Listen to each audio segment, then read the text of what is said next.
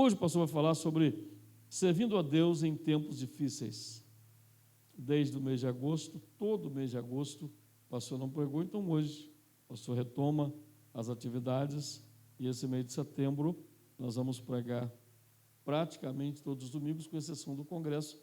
O pastor Carlos vai estar aqui e a gente vai estar ministrando o coração dos irmãos. Servindo a Deus em tempos difíceis.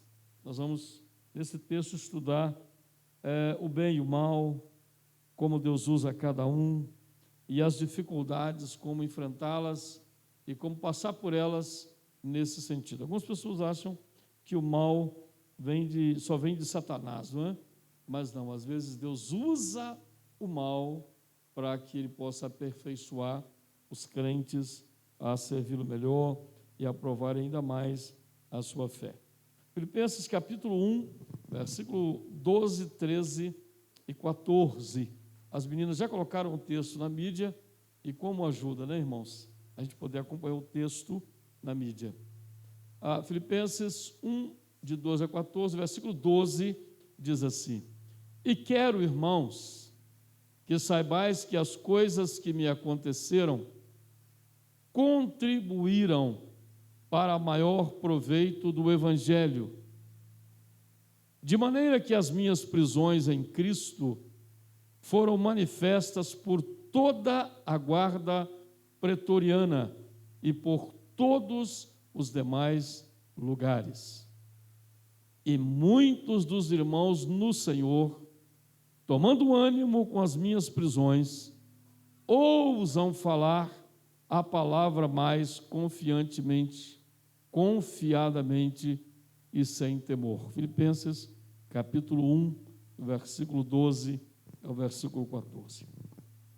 Paulo não está assentado no sofá da sua sala. O apóstolo Paulo não está diante de uma televisão de 40 ou de 50 polegadas. Paulo não está numa sala com ar-condicionado. E Paulo não está num templo confortável, bem iluminado, como nós esta noite. Paulo está preso. E a prisão, por melhor que ela seja, mesmo as de primeiro mundo, são terríveis, porque elas limitam a liberdade, elas impedem a locomoção, elas limitam o diálogo e cria um sentimento doentio de limitação. Pessoas que são presas durante muito tempo relataram que depois de 5, 6 anos de prisão, tiveram problemas sérios de memória. Outros tiveram problemas sérios na capacidade de raciocínio. E outros tiveram muita dificuldade de voltar à inserção social, a capacidade de se relacionar com as pessoas. Então, a prisão, por mais confortável que seja, ela é um lugar difícil para qualquer pessoa. E Paulo está preso neste momento. Quando ele escreve a carta aos Filipenses, ele está enclausurado. Não deveria o seu coração estar angustiado? Humanamente sim, mas espiritualmente não. Não deveria o apóstolo Paulo estar se sentindo derrotado? Humanamente sim, mas espiritualmente não. Não deveria o apóstolo Paulo estar murmurando, porque afinal ele era pregador do Evangelho? Humanamente sim, mas espiritualmente não. Paulo nos ensina aqui, meus irmãos e irmãs, como servir a Deus em tempos difíceis da nossa vida. Talvez esse não seja o seu tempo nesse momento. Talvez há muito tempo você já não tenha a dificuldade de dias difíceis, mas isso não significa que a sua história de vida também não contará dias angustiantes e dias de adversidades e dias de provas intensas e dias difíceis à sua resistência espiritual. Por algumas razões. Por que é que os dias difíceis existem? 1 João capítulo 3, 1 João capítulo 5, versículo 19. 1 João 5, 19, a Escritura diz: o mundo jaz no maligno. Aqui não é um inferno, nós sabemos que o mundo não é um inferno, mas nós sabemos que desde que Adão e Eva pecaram, eles assumiram o controle de muitos setores deste mundo, a ponto da Escritura dizer: o mundo jaz no maligno. Às vezes esquecemos que Satanás está vivo e atuante. Então culpamos a nós, culpamos as pessoas, culpamos o governo, culpamos uma série de coisas e de objetos, porque achamos que o mal que sofremos tem a ver com outras questões. Mas o texto diz que este mundo está todo preparado para se tornar, ou para ser, ou para se fazer um lugar difícil para nós. Quando o crente esquece que o mundo jaz no maligno, ele é movido pela culpa. Ele começa a pensar, quando os dias maus vêm, que afinal de contas ele não merece, ele só sabe errar, e porque só sabe errar, ele tem que sofrer mesmo, eu não consigo fazer a coisa direito, então é por isso é que eu estou sofrendo. Mas não, o sofrimento no mundo não tem a ver com os nossos erros, especificamente falando. É claro que os nossos erros trazem consequências que são naturais às nossas escolhas, mas, mesmo que fôssemos íntegros e sinceros, como Jó, esse mundo ainda continuaria mal, porque o mundo jaz no maligno. Efésios 5, versículo 16, o apóstolo Paulo diz que por causa do maligno existem dias maus. E os dias maus podem ser dias de enfermidade, podem ser dias de falta de dinheiro, podem ser dias de crise no casamento, podem ser dias em que parece que as coisas estão amarradas enquanto nós nos esforçamos para trabalhar, e a Bíblia diz que você e eu devemos estar preparados para servir a Deus no dia mau. Não é o que escolhemos fazer, viver para Deus, não é o que escolhemos viver para Deus. Então o texto diz, Efésios capítulo 5, versículo 16, que no dia mau nós devemos servir ao Senhor. De que maneira? Remindo o tempo, porque os dias são dias maus. E se existem dias maus, para mim, certamente eles irão existir para você, e nesse tempo de crise, nesse enfrentamento espiritual, você ou abrirá mão de servir a Deus para tentar resolver o dia mau, vai se divertir um pouco mais, ou você vai servir a Deus nesses dias que são difíceis. A Escritura diz, Efésios 6, versículo 13, que nós devemos vencer o dia mau. E nós só vencemos o dia mau quando nós persistimos servindo ao Senhor no dia mau que vem sobre nós. E às vezes nós achamos que podemos controlar os nossos dias. De que maneira? Nós trabalhamos muito para que não nos falte dinheiro. Nós cuidamos bastante da saúde para que não tenhamos problema com a saúde e então não tenhamos dias maus. Terceiro, nós nos cercamos de bons amigos porque dizemos, se eu tenho bons amigos e boas relações, eu não terei dias maus. Nós vamos nos cercando de recursos, instrumentos, estratégias, porque nós não queremos enfrentar o dia mau. Mas não é isso que a Escritura diz. Não podemos nos omiscuir, não podemos nos afastar do dia mau, porque ele vem para todos, e por isso é necessário se preparar para vencer o dia mau. Ah, pastor, mas que sermão mais difícil. Eu não estou na sua vida para poder facilitar as coisas para você com com mentiras. Eu quero que você entenda que servir a Deus significa servir a Deus apesar do mundo mau e apesar dos dias maus. Portanto, tomai toda a armadura de Deus para que possais resistir no dia mau e, havendo feito tudo, ficar firmes, vencer o dia mau. Eu não quero saber como é que está o seu dia hoje, eu quero saber como é que você vai estar no dia que você tiver que enfrentar o dia mau. Porque a Bíblia nos avisa que existem dias maus para que possamos nos preparar espiritualmente para vencê-los. Eu poderia pregar aqui nessa noite um sermão triunfalista, de que afinal nós somos mais do que vencedores, e de que vencemos tudo, e que enfrentamos tudo, e de fato vencemos tudo, enfrentamos tudo, mas às vezes achamos que nós não passamos por essas crises. Não é verdade. Se alguém pregar um outro evangelho que não inclua os dias maus, este não é o evangelho de Jesus Cristo. Um evangelho que pregue a prosperidade, mas não pregue o trabalho. Um evangelho que pregue apenas os bons dias, não é um evangelho que te prepare para o céu.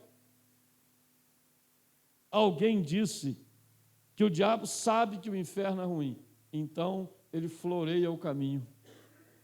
Ele coloca uma série de ofertas no caminho para que a pessoa vá em direção ao inferno, sem saber que está indo em direção à perdição. Então, porque se ele dissesse que haveria, que o inferno é ruim, as pessoas não iriam para lá, não desejariam ir para lá. Então ele diz, eu vou enfeitar o caminho para que a pessoa possa achar que Deus vai cuidar de tudo dela e vai ficar colocando a mamadeira, o bico, o leite e tudo na boca dela para que ela possa ficar como uma criança sempre. Você já percebeu que eles não gostam de sofrer?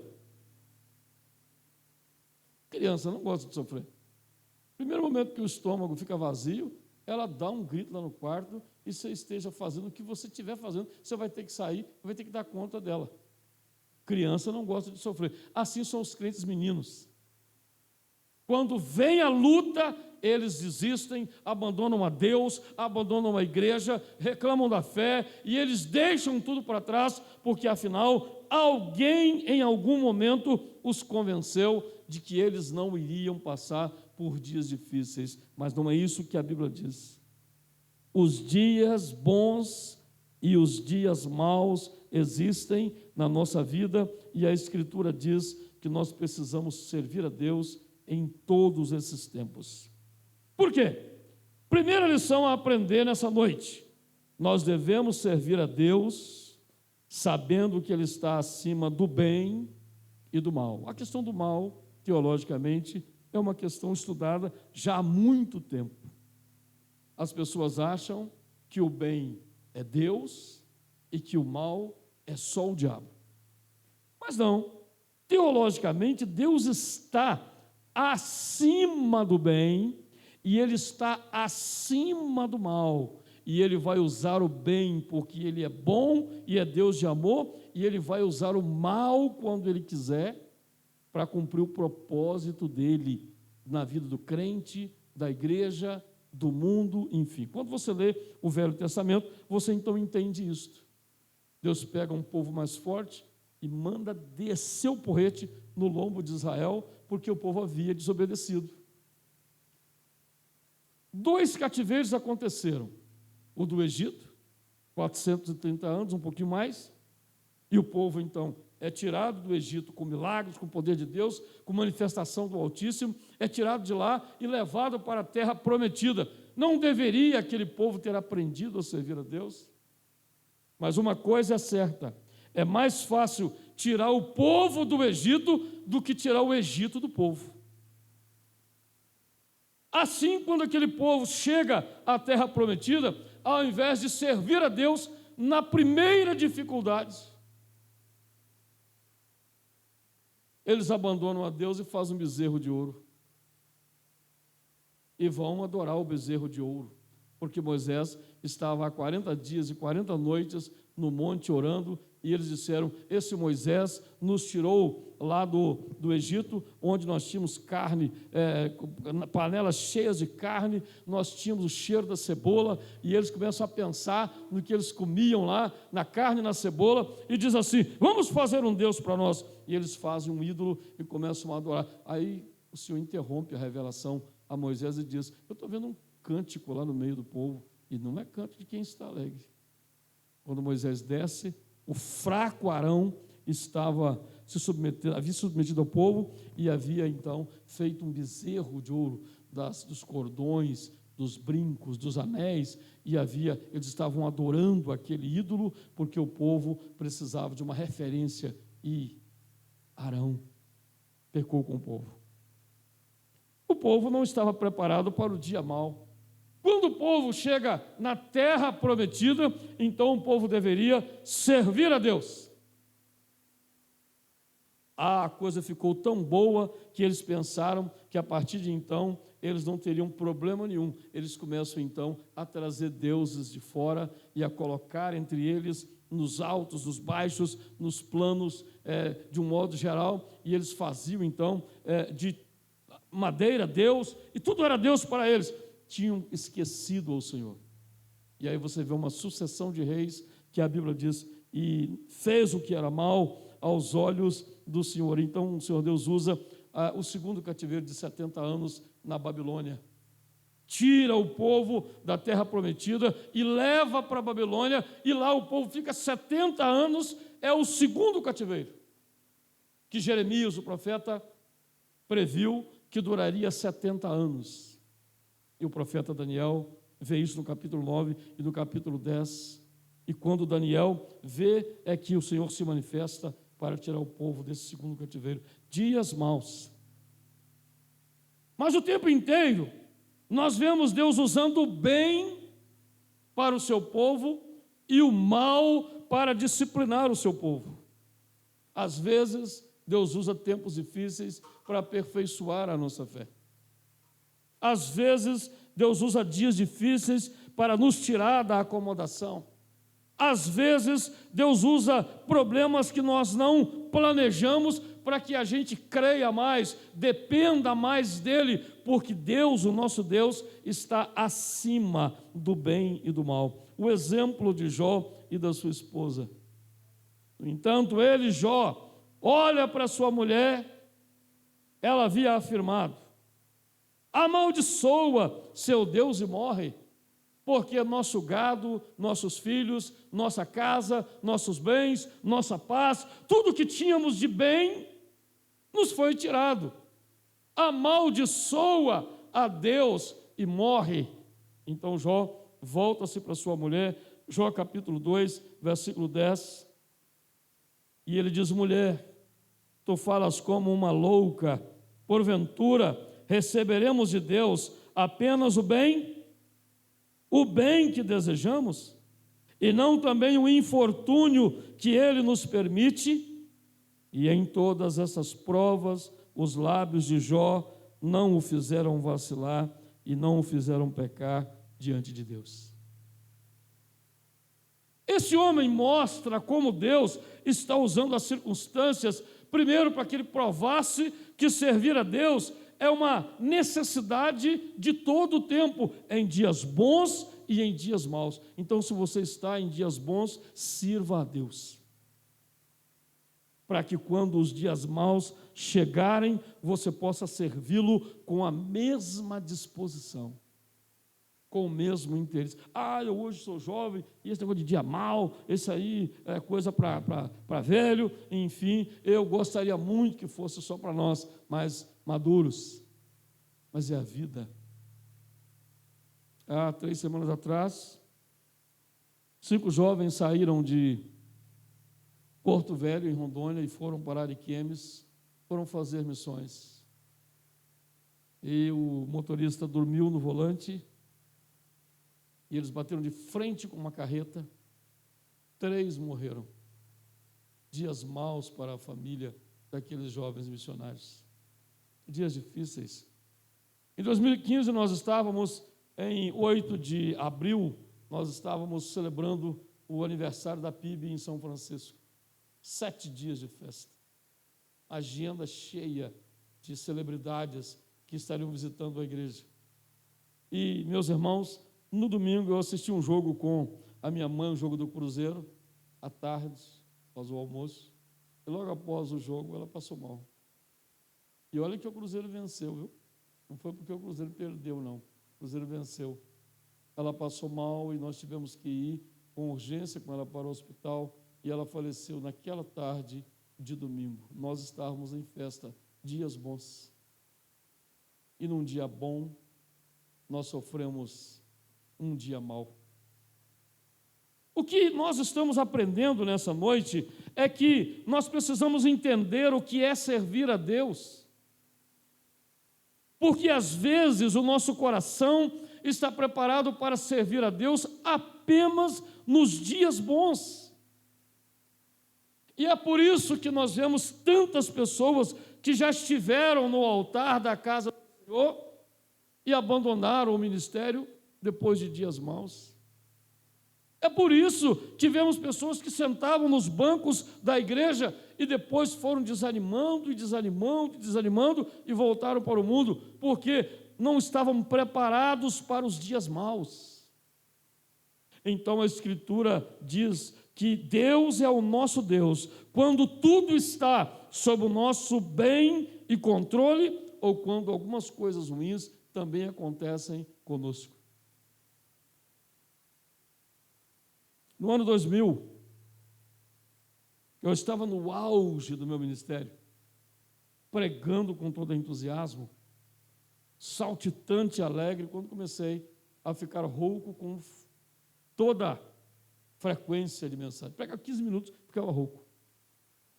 Então fui a um otorrino e ele fez um vídeo de observação e disse: você está com um calo entre as pregas vocais.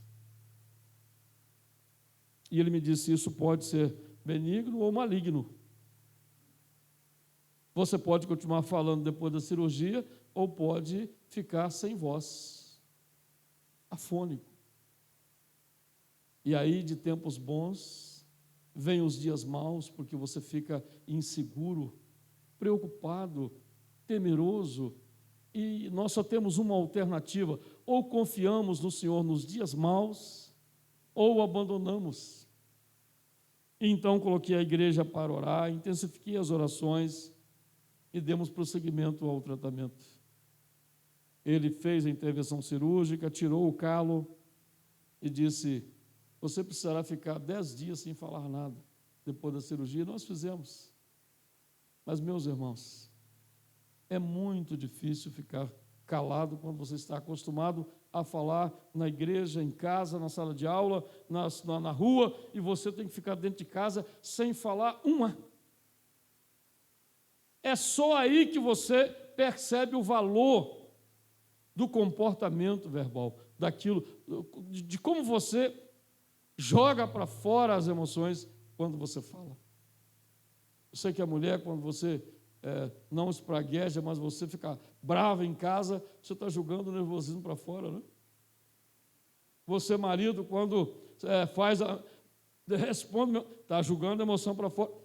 Mas quando você tem que ficar calado 10 dias, é uma luta interior. No primeiro dia você consegue, no segundo dia você consegue também, no terceiro dia você perde o sono, no quinto dia você já não dorme nada e você fica feito doido pensando 24 horas por dia. Você vai melhorar lá por volta do 7º, 8º dia, quando o organismo, quando você aceita que precisa ficar em silêncio. Mas no 10º dia, quando eu tinha autorização para falar, depois de uma consulta de revisão da cirurgia, eu dei um glória a Deus, irmãos. E a partir dali eu disse, Melissa, que eu cuidaria da minha voz como nunca antes havia cuidado. Dias maus. Dizem que nós precisamos entender qual é o propósito de Deus naquele tempo de dificuldade. Vemos o exemplo de Jó, de que Deus usa o bem e o mal para colocar à prova os seus filhos, às vezes. Então, pode ser que uma luta que nós enfrentemos, ela sirva para provar que nós amamos a Deus e que nós sabemos que Ele continua no controle da nossa história. Esse é o exemplo do apóstolo Paulo, Filipenses 1, versículo 12, ele diz: eu quero, irmãos, que vocês fiquem cientes de que as coisas que me aconteceram têm contribuído para o progresso do Evangelho. Uai, quem em consciência humana vai acreditar que a prisão de um servo de Deus vai contribuir para a pregação do Evangelho? Mas esse homem tinha ciência de que Deus, se quisesse, poderia tirá-lo da prisão, nunca tê-lo deixado entrar lá. Assim a nossa alma precisa sossegar no cuidado do Deus Altíssimo, sabendo que Deus, o nosso Deus, que nos ama e está sobre todas as coisas, Ele pode evitar que nós passemos por dias maus, se Ele quiser. Mas quando Ele permitir que a gente tenha dias maus, Ele está nos colocando de alguma forma à prova espiritual. E nós precisamos servi-lo como Jó e Paulo serviram. A Bíblia diz que nos dias bons devemos nos alegrar, mas nos dias maus devemos refletir. Salomão disse: nos dias bons, alegre-se. Nos dias maus, reflita. Então, nosso coração precisa continuar submisso ao Senhor e perguntar: o que o Senhor quer me ensinar nessa situação?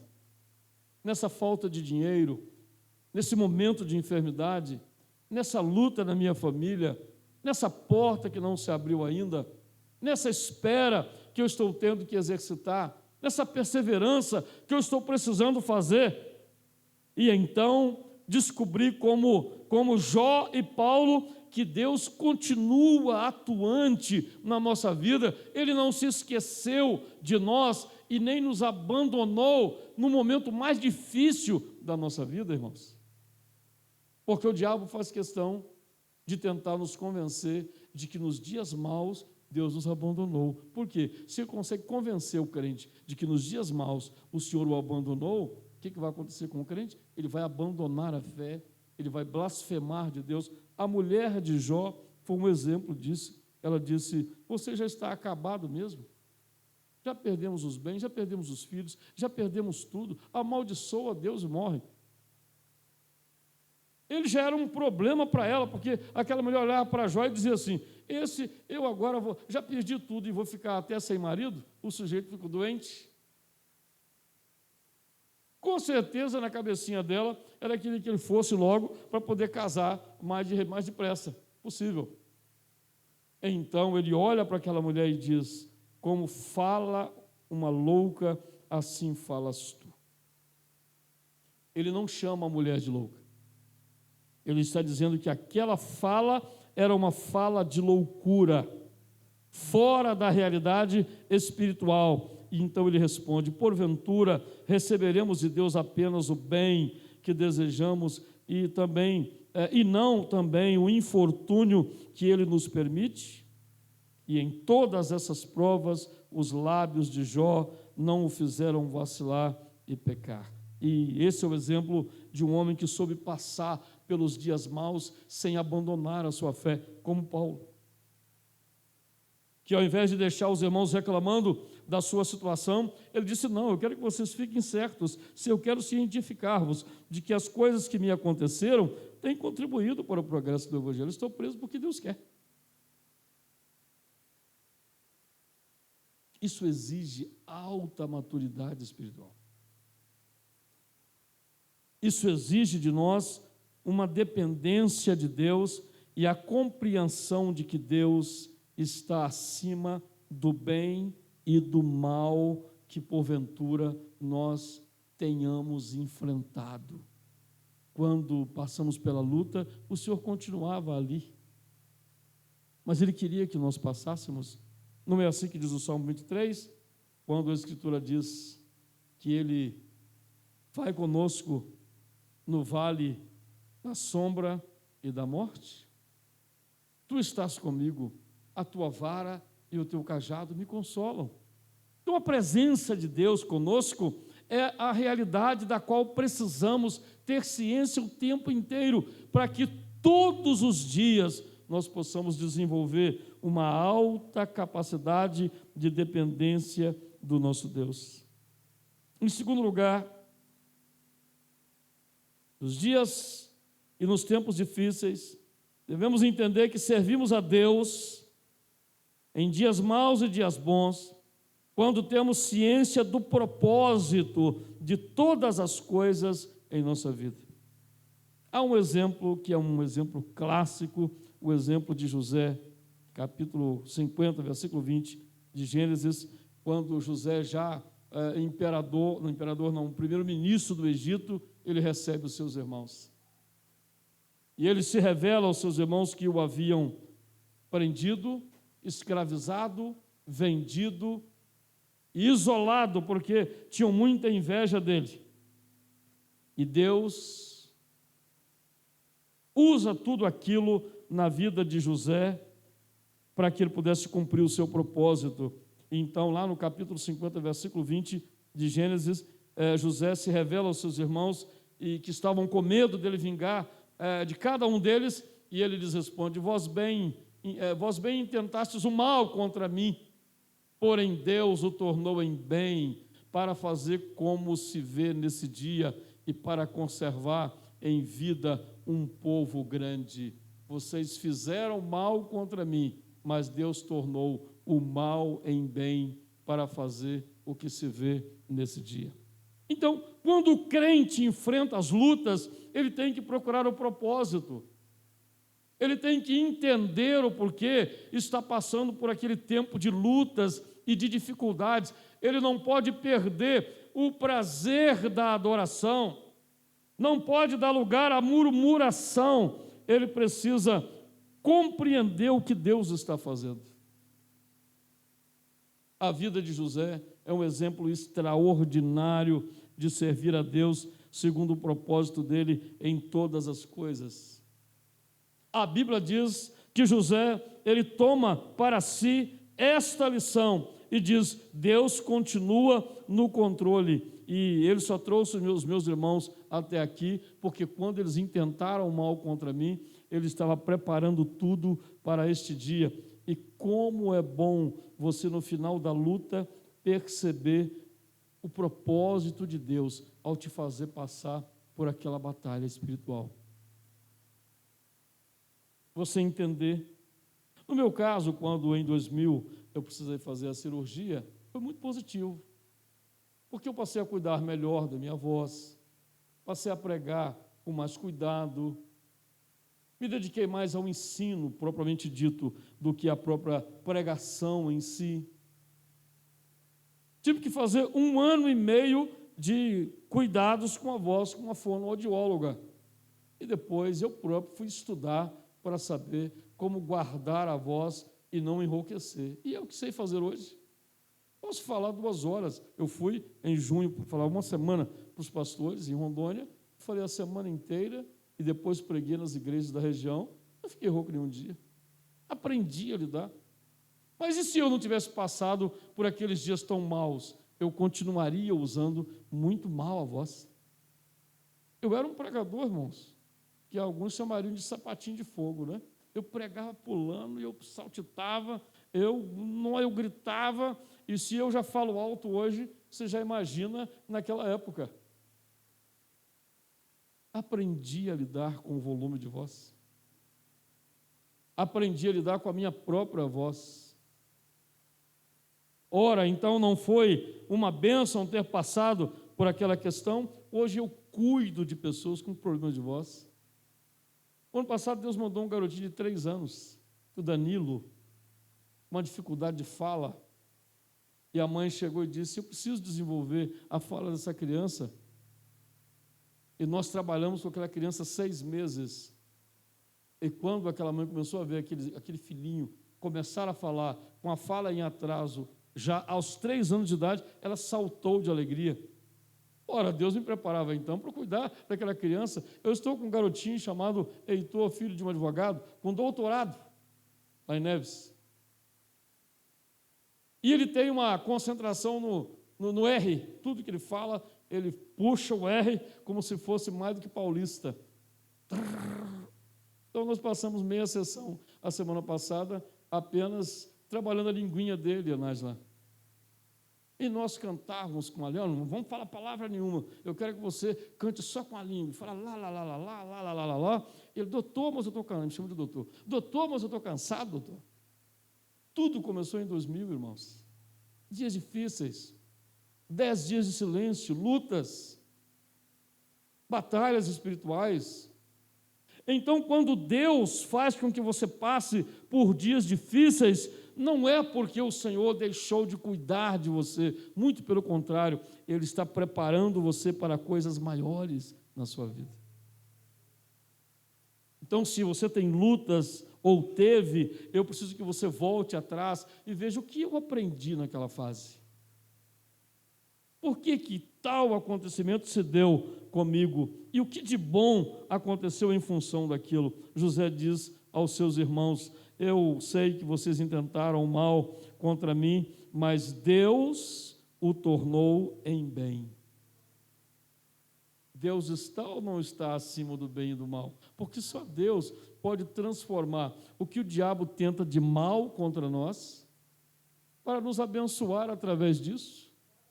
Então, por que é que o nosso Deus faz isso? Ele faz para que nós saibamos que Ele nunca nos abandona, irmãos.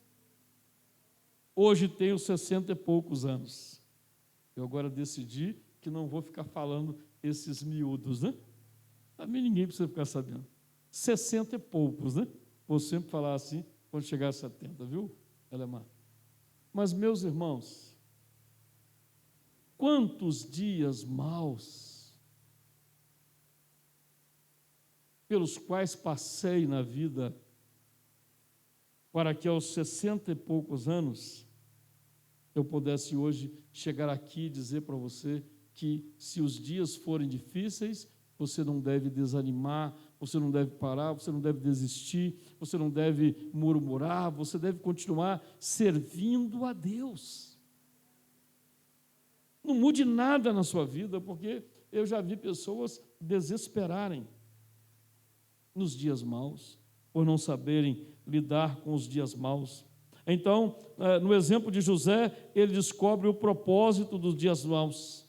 E no exemplo de Paulo, Filipenses 1, versículo 13, Paulo diz: como resultado das minhas prisões, tornou-se evidente, olha o que ele vai dizer para nós nesse texto tão maravilhoso, irmãos, de maneira que as minhas prisões em Cristo foram manifestas por toda a guarda pretoriana e por todos os demais lugares. Eu quero que você leve para casa isso. Esse sermão está sendo gravado, você pode rever depois e anotar, e eu quero que você fique bem ciente disso. Olha o que o apóstolo Paulo está dizendo aí. Ele diz: de maneira que as minhas prisões em Cristo, minhas prisões em Cristo.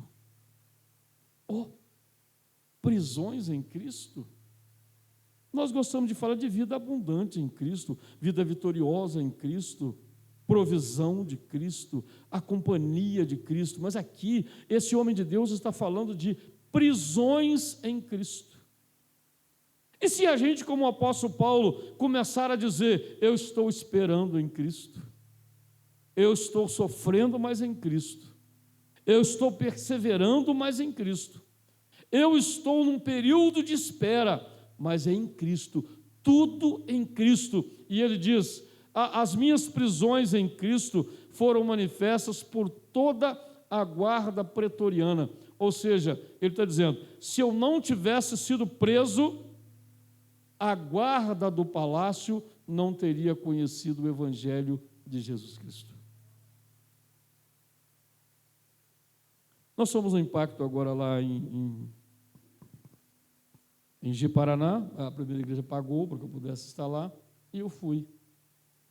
E lá encontramos, entre os 100 homens para os quais ministramos também, um médico. Aquele homem abandonou a família, aquele homem passou por muitos problemas na profissão, um cirurgião de primeira linha estava fazendo impacto. E ele contou a história dele. A história difícil. Ele teve que perder quase que tudo, inclusive o CRM, para que ele pudesse se render a Cristo, porque começou a beber, e a beber, e a beber, e a beber, e não só beber, mas usar também a cocaína, e por causa disso perdeu a família, por causa disso perdeu o nome, e por causa disso veio perdendo uma série de coisas, mas Deus usou aquele tempo mal para que pudesse levá-lo a Cristo, e ele se converteu no impacto. Está aqui no meu celular o que o pastor Sérgio, que é o presidente da Convenção Batista de Rondônia, do estado de Rondônia, enviou para mim ontem. Ele estava numa célula de estudos com mais 4 médicos que são membros da igreja. Será que a gente pensa que se aquele homem continuasse como bom médico, como bom cirurgião, com muito dinheiro como ele teve, conhecido no estado dele e em outros estados do Brasil, com tudo bem, será que aquele homem iria para um impacto de homens? Não iria. Então, quando ele chega no fundo do poço, é exatamente naquela circunstância que o Senhor vai lá e traz aquele homem à presença de Jesus Cristo. E o pastor me enviou uma foto dele ontem, numa célula durante a semana. Em Cristo, tudo tem propósito compreendido quando nós analisamos pelo prisma de Cristo. No caso do exemplo de José, ele disse: o mal que intentaste contra mim, Deus transformou em bênção. No caso de Paulo, ele diz: eu fui preso por causa de Cristo e estou nesta prisão por causa do Evangelho. Em outro momento, Romanos, capítulo 8, versículo 28, ele diz: sabemos que todas as coisas cooperam para o bem daqueles que amam a Deus e dos que foram chamados pelo seu decreto. Romanos 8, versículo 28. Sabemos. Quando descobrimos o propósito do bem que desfrutamos ou do mal que enfrentamos, nós então fazemos acalmar o nosso coração diante de Deus. Talvez você esteja passando por lutas exatamente nesse tempo e você precisa descobrir o propósito. Por que é que você está tendo que fazer alguns enfrentamentos?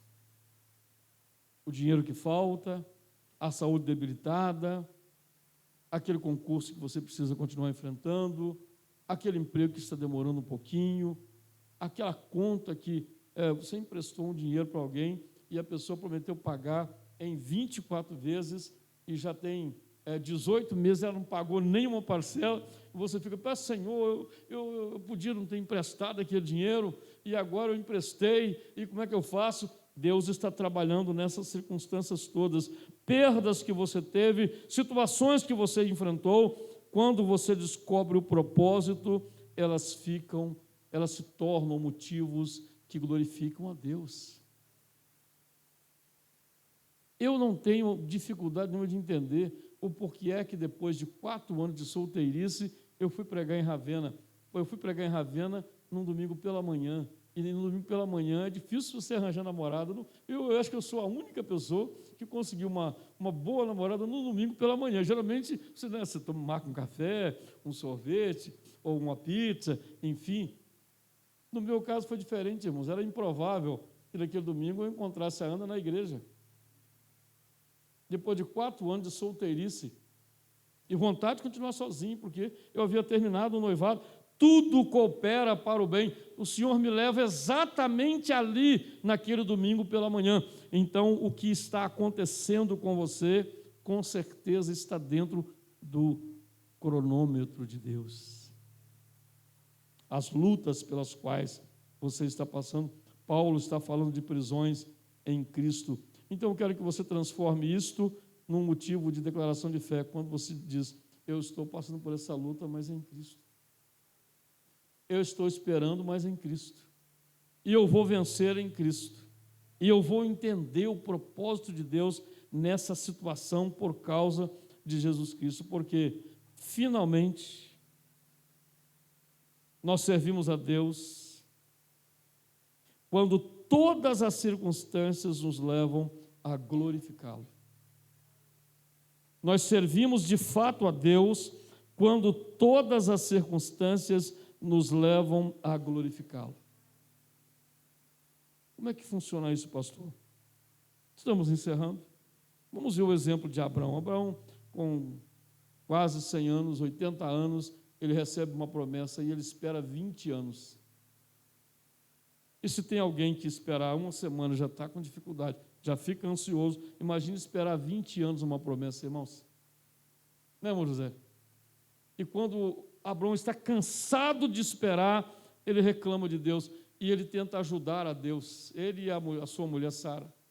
Sara fala assim, bem, Deus prometeu mesmo um filho para nós, mas então vamos dar uma ajudazinha para Deus. Nós temos uma empregada aqui e ela não é estéril, eu sou. Você vai se deitar com ela e você vai ter um filho com ela e Deus terá cumprido, né, o seu propósito. Que coisa de doido, né, irmã Eva? Ela oferece a serva ao marido e ele, um homem desorientado é um perigo, irmãos. Ele fraquejou, então ele se deita com ela e nasce Ismael. Só que Ismael vai crescendo e começa a dar trabalho para a mulher, né, de Abraão, para Sara, né? E ela fica tão desorientada porque a mulher Agar começa a debochar dela. Ah, eu tenho um filho, você não tem. Eu tenho um filho, você não tem. Ah, eu sou saudável, você não é. Eu sou jovem, você é velho. E ela começa aquela competição dentro de casa, a ponto dela dizer, eu quero que você desapareça com essa mulher aqui de dentro de casa. Não é assim que aconteceu? A coisa ficou tão feia que Abraão teve que abrir mão do filho, que era filho dele. Não era filho de Sara, mas era filho do patriarca. E ele leva então a mulher com o menino pelo deserto afora e deixa lá com um pouco de água e alguma quantidade de pão. E é por isso que o Oriente Médio vive naquela crise toda lá, porque aquilo tudo ali é povo de Deus, viu, irmãos? Inclusive alguns fora de Israel, né? Ismael, os ismaelitas estão espalhados por aquela região ali. Nós não podemos tentar ajudar a Deus quando os dias forem difíceis, irmãos.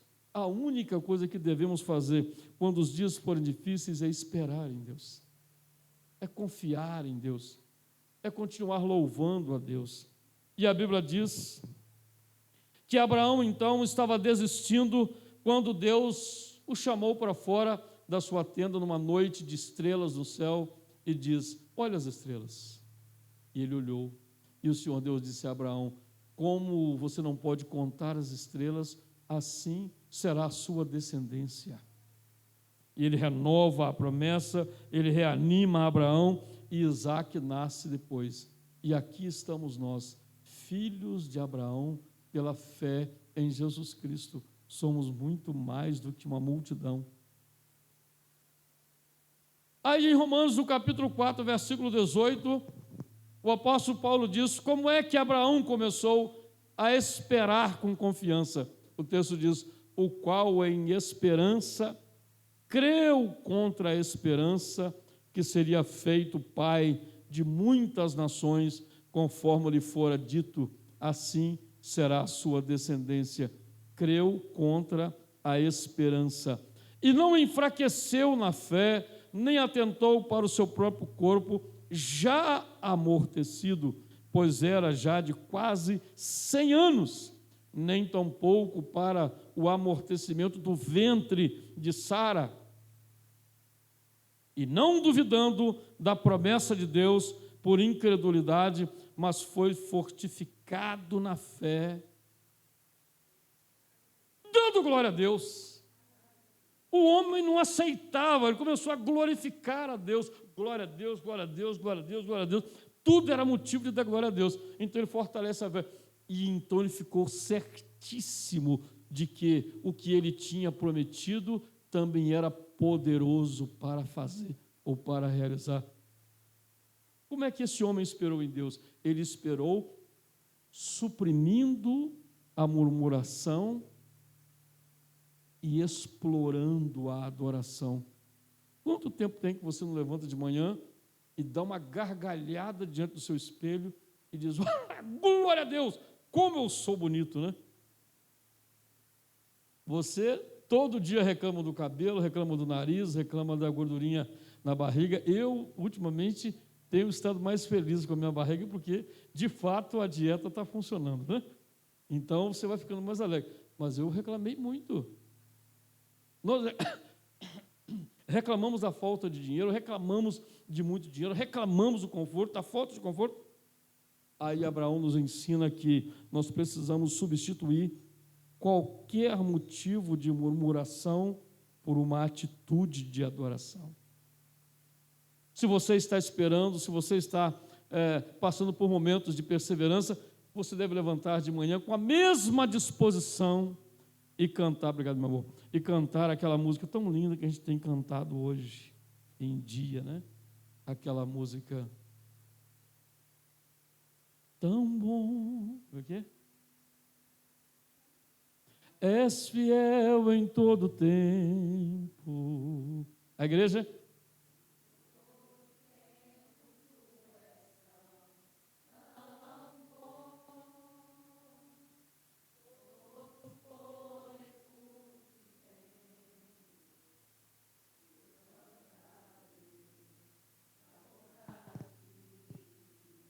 Isso é música para encher a nossa alma logo de manhã, irmãos.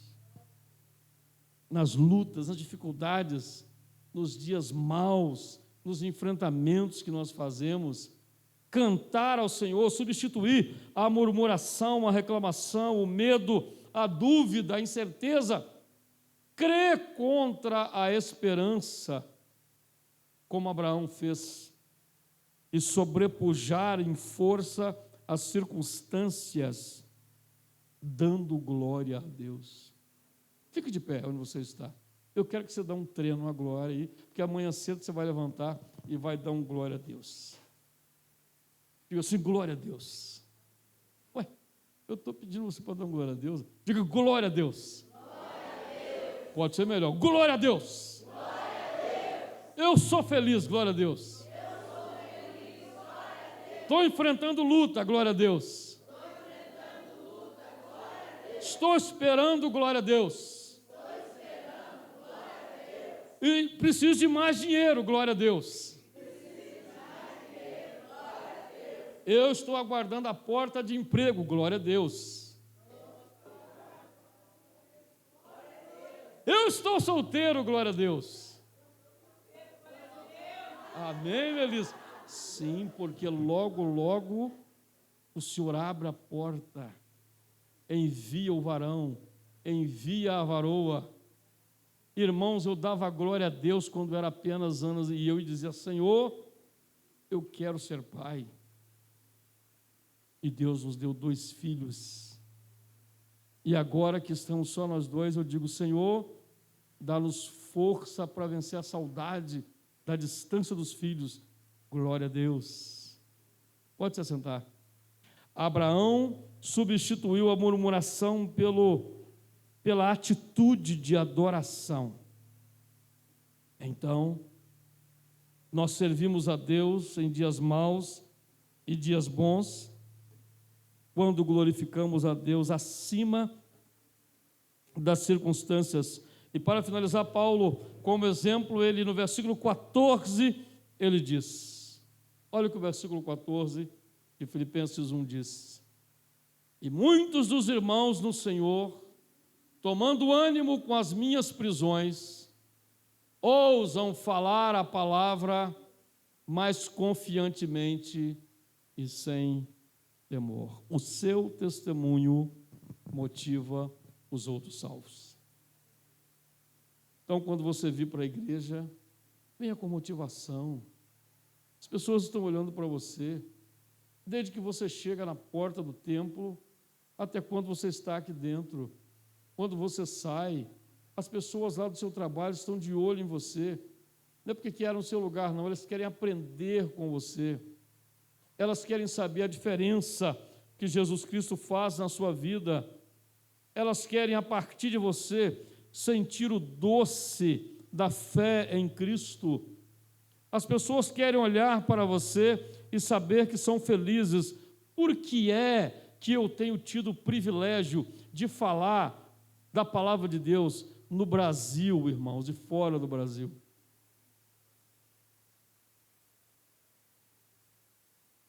Porque eu realmente creio nessa palavra.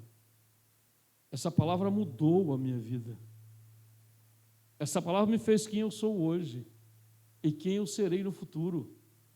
Essa palavra me fez uma pessoa para a glória de Deus, um profissional que glorifica a Deus. Essa palavra me fez um pastor feliz com o resultado do trabalho. Essa palavra. Então, quando eu vejo um pastor mais novo, eu não posso falar de problemas do ministério.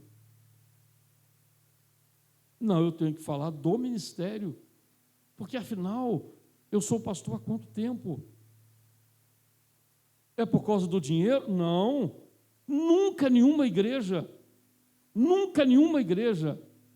pôde me dar mais do que Deus me dá. Nenhuma. E olha, os irmãos, que eu estou andado no ministério. Quase 40 anos. Deus é a razão pela qual, em todas as circunstâncias, nós devemos glorificá-lo. Então você não pode parar por causa das circunstâncias. O seu testemunho é de fundamental importância para o outro. Paulo diz: muitos irmãos no Senhor, tomando ânimo com as minhas prisões, ousam falar a palavra mais confiantemente, sem temor. Então você precisa ser o cheiro de Cristo, o tempero espiritual do mundo. As pessoas precisam olhar para você e você vai estar tão brilhante que as pessoas vão dizer assim: nossa, eu quero esse brilho espiritual para mim. Ô pastor, mas isso não é vaidade? Você querer brilhar? Não, não é de vaidade que eu estou falando, é de uma influência espiritual tão grande que onde quer que você vá, as pessoas sintam-se melhor em servir a Deus. E para encerrar, como podemos aplicar isso tudo na nossa vida? Primeiro, entendendo que Deus tem um propósito para todas as coisas que acontecem conosco. Segundo, submetendo como Jó a toda a vontade de Deus. Se hoje você passa por lutas, Deus continua te dirigindo e no final você vai entender o motivo das lutas pelos quais você passa. Terceiro, desenvolva uma atitude certa em todas as circunstâncias. Romanos 12, versículo 12, a Escritura diz: alegrai-vos enquanto esperam. Fiquem pacientes enquanto passam pela tribulação. E tanto na espera quanto na tribulação, perseverem na oração. Agora eu quero abrir o meu coração com os irmãos aqui nessa noite, antes de terminar o sermão. Não me preocupa a sua experiência de salvação. Eu sei que você, de fato, teve uma experiência com Cristo. Não me preocupa a sua atitude diante de Deus. Eu sei que você serve a Deus sinceramente, mas me preocupa se você no dia mau continuará com a mesma garra, com a mesma motivação dos dias bons. Porque se você serve a Deus apenas nos dias bons, quando os dias maus chegarem e você não entender o propósito deles, você perderá a fé, como a mulher de Jó perdeu. E esse não é o propósito de Deus para a nossa vida. Que Deus nos ajude, que Deus nos sustente, que Deus nos fortaleça. Irmãos, parece uma exaltação, mas eu não quero que você veja isso como exaltação.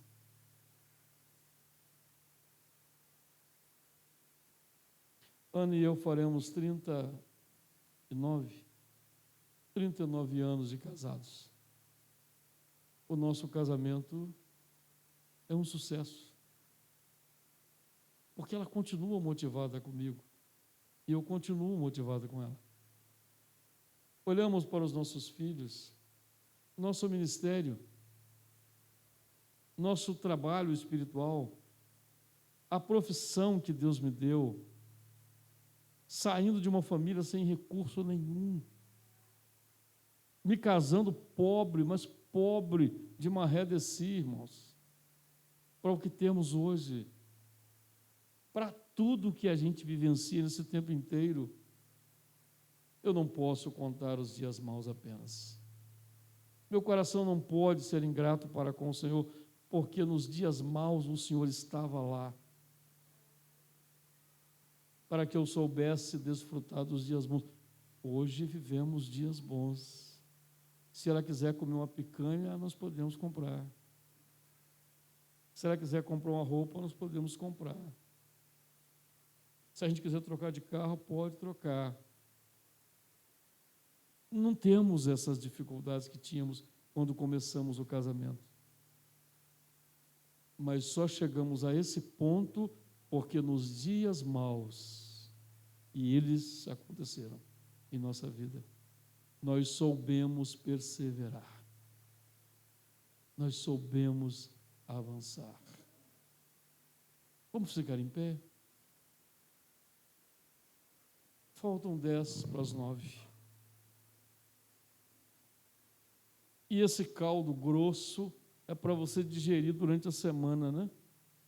Para você voltar para casa motivado, servindo melhor ao Senhor, dedicando mais a Ele o seu tempo, seus talentos, seus bens, sua vida, para que você não desista de servi-lo, para que você não seja enganado pelo mundo, para que você não aceite as ofertas do adversário, porque há tantas ofertas para nós, irmãos, mas que a gente continue com essa mesma garra de servir ao Senhor o tempo inteiro. Abra as suas mãos.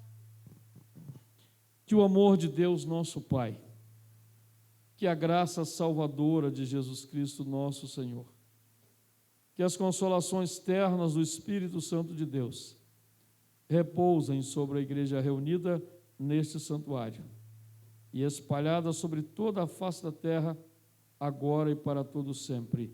E o povo de Deus diz: podem se assentar.